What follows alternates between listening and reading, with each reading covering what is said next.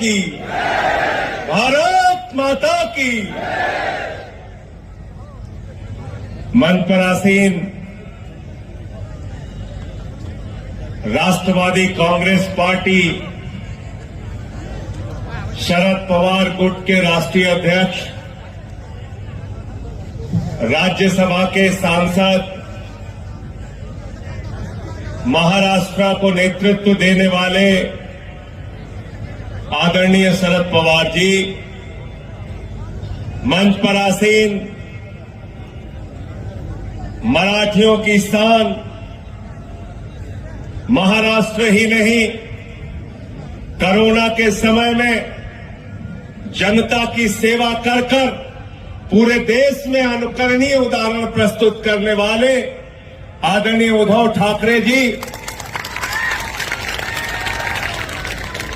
मंच पर आसीन पूर्व गृह मंत्री और मोदी सरकार ने 14 महीने तक जिनको जेल में रखा, भाई अनिल देशमुख जी, लेकिन उनको झुका नहीं पाए, मैं उनका अभिनंदन करता हूं। कांग्रेस पार्टी के नेतागण, विधायकगण, आम आदमी पार्टी के कार्यकर्ता साथियों, नेताओं, मैं महाराष्ट्र की जनता को, वर्धा की जनता को नमन करता हूं, अभिनंदन करता हूं। आपने इतनी बड़ी तादाद में इस रैली के अंदर इकट्ठा होकर ये बताने का काम किया है कि एनसीपी के प्रत्याशी अमर काड़े यहां से चुनाव जीतने जा रहे हैं, उनको आप चुनाव जिताने जा रहे हैं। साथियों और दोस्तों, आज क्या जुर्म कर रहे हैं मोदी जी? दिल्ली के मुख्यमंत्री को जेल में डाल दिया, 3 बार के चुने हुए मुख्यमंत्री को जेल में डाल दिया। जिस आदमी ने दिल्ली के लोगों के लिए शिक्षा का इंतजाम किया, बिजली का इंतजाम किया, पानी का इंतजाम किया, दवाओं का इंतजाम किया, नरेंद्र मोदी की सरकार केजरीवाल को इंसुलिन नहीं दे रही है, दवा नहीं दे रही है। ये जुर्म है, जाति है, इसका जवाब आप लोगों को देना है। अपने वोट की ताकत से आपको इसका जवाब देना है। हेमंत सोरेन झारखंड के मुख्यमंत्री, आदिवासी समाज के नेता, उनको पकड़ के जेल में डाल दिया। आज पूरे देश के अंदर पार्टियों को तोड़ने का काम कर रहे हैं। बाला साहब की शिवसेना, उद्धव ठाकरे जी की शिवसेना, उनकी तीर कमान चोरी कर ली मोदी जी ने। शरद पवार जी की घड़ी चोरी कर ली मोदी जी ने। अरे ये घड़ी चोरी करने वाले, तीर कमान चोरी करने वालों को जवाब देना है। इनकी जमानतें महाराष्ट्र के अंदर जब्त कराने का काम करना है। बोलो, कराओगे कि नहीं कराओगे? हाथ उठा के बताओ। तैयार हो? तैयार हो? शिवसेना की तीर कमान चुरा ली, शरद पवार जी की घड़ी चुरा ली। ये छत्रपति शिवाजी महाराज की धरती है और छत्रपति शिवाजी महाराज ने सबसे बड़ी एक ही शिक्षा दी है, गद्दारों को माफी नहीं।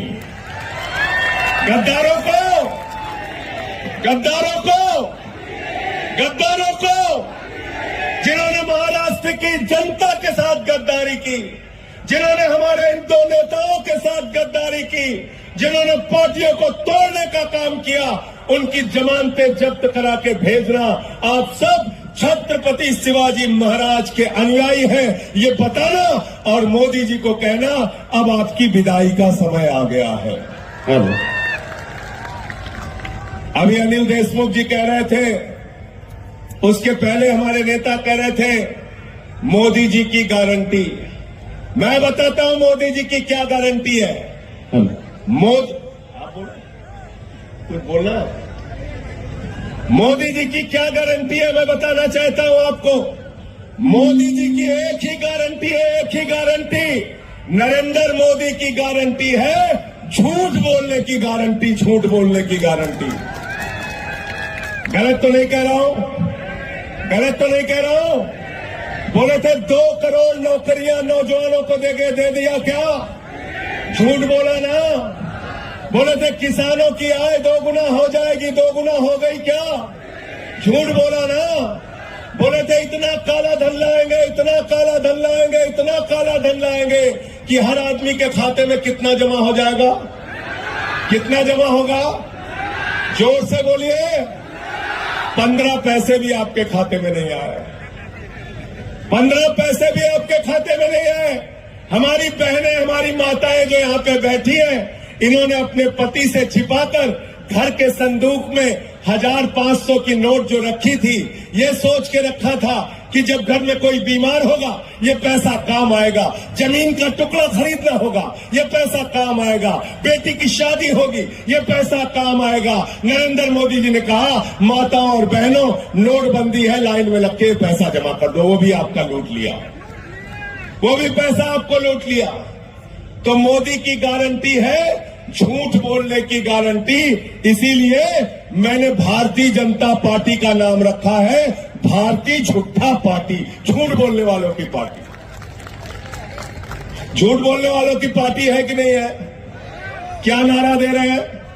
कह रहे हैं 400 पार, 400 पार, 400 पार। ये भाजपा वाले मोदी जी फर्जी नारा देने में मास्टर आदमी है, याद रखना। बंगाल में गए, कहने लगे 200 पार, 200 पार, 200 पार, आई 77 सीट। दिल्ली में गए, बोले 45 पार, 45 पार, 45 पार, आई 8 सीट। हरियाणा में गए, बोले 75 पार, 75 पार, 75 पार, आई 40 सीट। महाराष्ट्र में आए, बोले 150 पार, 150 पार, 150 पार, आई 105 सीट। मिजोरम में गए, बोले 21 पार, 21 पार, 21 पार, आई 1 सीट। अब कह रहे हैं 400 पार, 400 पार, 400 पार। महाराष्ट्र वाले कह रहे हैं तली पार, तली पार, तली पार। तली पार करना है कि नहीं करना है इनको? तैयार है सब लोग?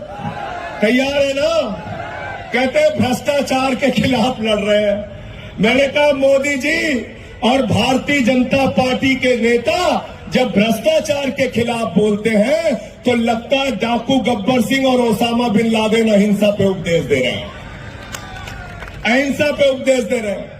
जितने भ्रष्टाचारी थे देश भर में सबको भारतीय जनता पार्टी में शामिल कर लिया। अजीत पवार पे भ्रष्टाचार का आरोप लगा लिया और भाजपा के साथ शामिल किया। छगन भुजबल पे भ्रष्टाचार का आरोप लगाया, भाजपा के साथ शामिल कर लिया। हसन मुश्रीफ पे भ्रष्टाचार का आरोप लगाया, भाजपा के साथ शामिल कर लिया। नारायण राणे पे भ्रष्टाचार का आरोप लगाया, भाजपा के साथ शामिल कर लिया। अशोक चौहान पे भ्रष्टाचार का आरोप लगाया, भाजपा के साथ शामिल कर लिया। जनार्दन रेड्डी पे भ्रष्टाचार का आरोप लगाया, भाजपा के साथ शामिल कर लिया। मुकुल राय, शुभेंदु अधिकारी, हेमंत विश्व शर्मा, सब पे भ्रष्टाचार का आरोप लगाया। सबको भ्रष्टाचार का आरोप लगाकर भाजपा में शामिल कर लिया। भाजपा का नारा है, मोदी जी का नारा है, जो जितना बड़ा भ्रष्टाचारी वो उतना बड़ा पदाधिकारी। गलत तो नहीं कह रहा हूं?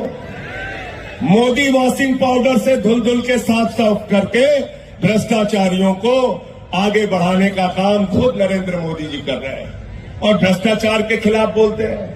प्रधानमंत्री जी, आपसे पूरा देश सवाल पूछ रहा है। जब आप 10 साल के शासन के बाद आए हैं तो हम आपसे पूछना चाहते हैं, हमारे नौजवानों को अग्निवीर में डालकर भारत की सीमा को कमजोर आपने क्यों किया? भारत की सीमा को कमजोर करने का काम आपने किया। चीन की घुसपैठ हो रही है, 20 जवान हमारे शहीद हो गए। आज आपसे हम सवाल पूछना चाहते हैं, महंगाई को आपने आसमान पे पहुंचा दिया। 2014 में आपने मोदी जी हमसे कहा था जब घर से निकलना तो घर का सिलेंडर देख के निकलना। मैं महाराष्ट्र के लोगों आपसे कहने के लिए आया हूं, वर्धा के लोगों आपसे कहने के लिए आया हूं, गांधी की धरती पे आपसे कहने के लिए आया हूं, जब वोट देने के लिए जाना तो घर का सिलेंडर जरूर देख के निकलना। निकलोगे कि नहीं सिलेंडर देख के? उद्धव साहब ने मुझे कहा कि वर्धा वालों को बता देना, मोटरसाइकिल भी देख के निकलेंगे। 120 रुपए लीटर पेट्रोल भरवाया आपने, 120 रुपए लीटर। ट्यूबवेल भी देख के निकलना है, 100 रुपए का डीजल उसमें भरवाया। सरसों का तेल 250 रुपए लीटर आपको मिला। महंगाई आसमान पे आपने पहुंचा दी। बेरोजगारी 45 सालों में सबसे ज्यादा पहुंचा दी। 15 लाख करोड़ रुपए अपने चंद पूंजीपति दोस्तों का माफ किया, 3.5 लाख करोड़ रुपए बैंक सेटलमेंट के जरिए चंद पूंजीपतियों का माफ किया, और हिंदुस्तान के गरीब आदमी के हिस्से में 82 करोड़ लोगों को आप 5 किलो राशन पे जिंदा रखते हो।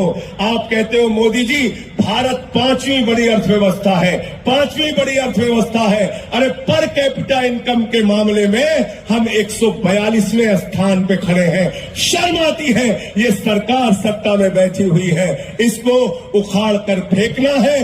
भारत का संविधान बचाना है, भारत का लोकतंत्र बचाना है, और मोदी की तानाशाही को हटाना है।